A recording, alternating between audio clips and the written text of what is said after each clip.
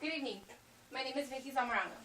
Today I will be informing you how women correction officers differ in hardship from men.